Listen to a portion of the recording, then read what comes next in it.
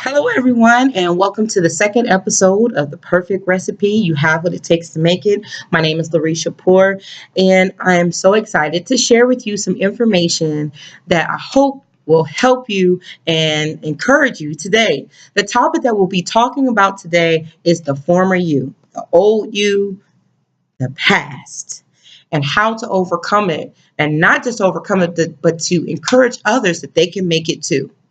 Now, we all used to be something that we're not proud of. We used to hang around people and we used to have conversations, be involved in things that were really counteracting towards where we're going today.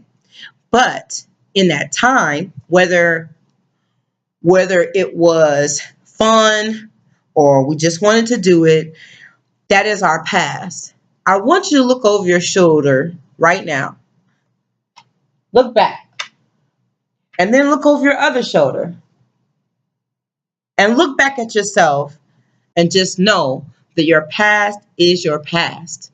Now, that may be simple or silly to some people, but just knowing that your past is not who you are today. Your future and who you are today is what you're looking at in the mirror.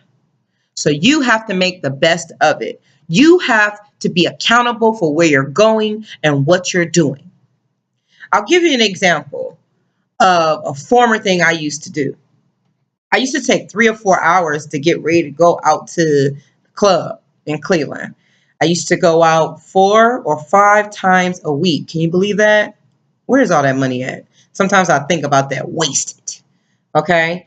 It makes me kind of upset because some people that used to hang out with me would know my pay schedule better than I did. And right when my money would drop, they was like, hey, Larisha or Cookie is the life of the party. So, let's call her up.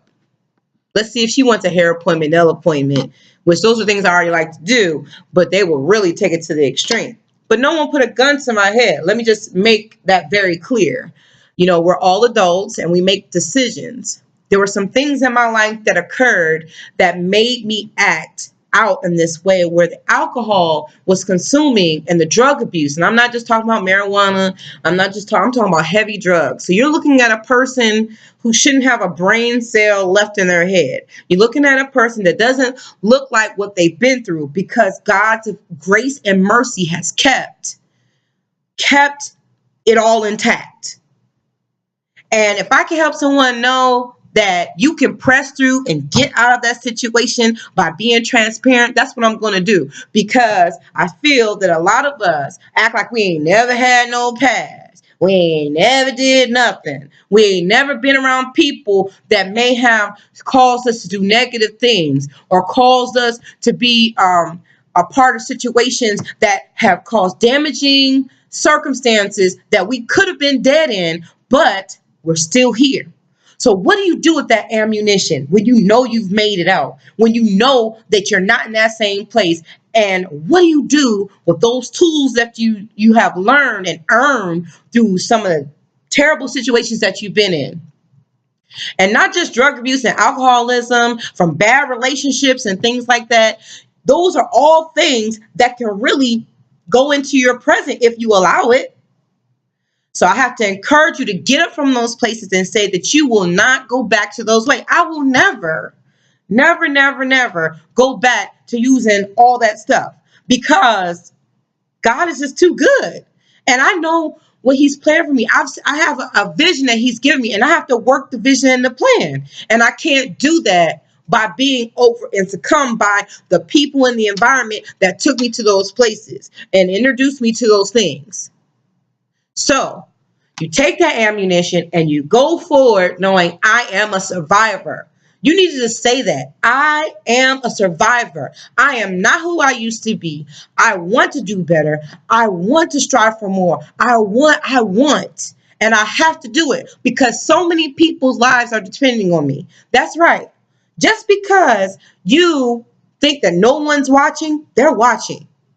They're watching how you handle the situation. They're watching how you interact with people. They're watching the relationships that you have. They're watching because they may be struggling with something, but they don't have the courage to step up and stand up for themselves. but because of how you react to the situation can help them. You have to have a good circle of people around you in order to make it.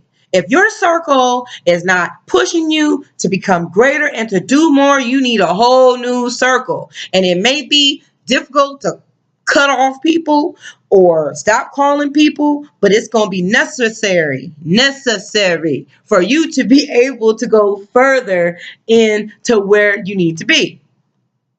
There's some family members, there's some friends that people will never think you've changed. And that's okay.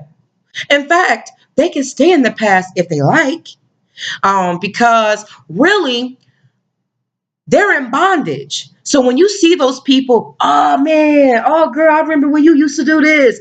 Oh wow, what? I can't believe you. You going to church every day? Oh my God. I mean, what? You got a full-time job? I mean, wow. Wow. You actually with the same person? You dating the same person? Oh my God. People quick to tell you, I can't believe. But what you do is, when that situation occurs, you need to counteract it with positivity and say, yes, I am at the same employer. Yes, I am dating the same person. Yes, I am no longer doing those things, and I'm happy. I'm in a really good place. How are you doing? Wait for it. Right. Because what it does is now pushes the conversation back on them to say, hey, this is what I'm striving for. We're not here to tear people down. We're not here to put people under and condemn them, but we want to help people come up from the places that they used to be. To do more, be more, become more, because we can see, hey, man, I used to be in that same situation, but this is what I had to do to get out of it. And I don't want to go back. Why do you want to stay there? We have to ask these questions. We have to ask these questions because who's going to ask them if you don't ask? We got somebody right now that we are friends with that we know that they can do better, but we too afraid to say something because we are afraid that the friendship will sever or they won't be our friend anymore.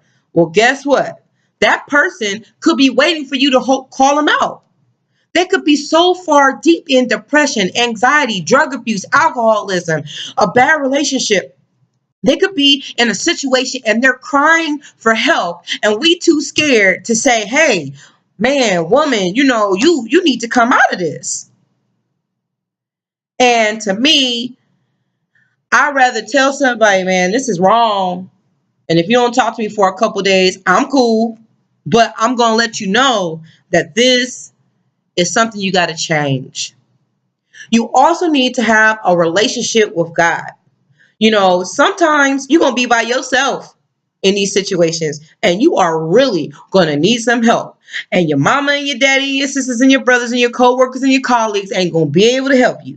You're going to have to get up and ask God, God, what can I do to become better? God, strengthen me in those areas where I'm weak. Please, God, help me. I have no other help but you, dear God. Please bring my strong tower. You literally have to talk to him like that because he wants us to get in his face and pray unto him and ask him for help because he is the solution to every problem. That means you have to submit and humble yourself in order to ask for help. That's with God, with people around you, you got to ask for help. And you're not no less of a man or a woman if you try to ask for help to get out of the current situations or not go back in your past. Don't go back in that past relationship and it was nothing but trash. And don't go back into that old environment when it's going to cause you to spiral back out of control. Don't do it because who's to say you're going to make it out this time? So I want to let you know that you can make it.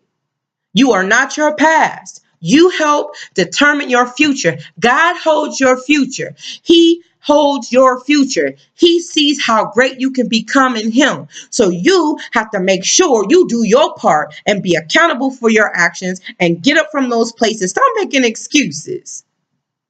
Really. Stop making excuses for why you can't do better. Because really, we all have to start somewhere. Why not start today? Ask yourself that. Why not start today in becoming better? That's what I want to leave you with today. What can I do better? I don't want to go back to my old ways. I don't want to be in the same relationships. And my past, I'm not going to glorify in it. It helps strengthen me and encourage me into becoming who I am today. And I'm going to keep striving for my future. So that's, I know it's kind of rough there. And I was about to flip out a couple times, but I just feel like people always trying to hold you back. We feel like people are trying to hold us back, but really it comes down to us. No one can hold us back but ourselves. And if you want to do better, you can. You want to strive for more, you can. And you will, as long as you're pressing towards that goal. Don't let anyone put you in bondage. If you believe in God, he wants us to repent and turn away from those things, and we're free. Forgive yourself for those former things you used to be involved in. Forgive yourself for the actions that you used to take in handling problems. Forgive yourself. You're worth it. Don't hold yourself up when you need to be moving forward. I believe in you. I know you can do it. And I know that 2016 is going to be a great year for you because it starts with you.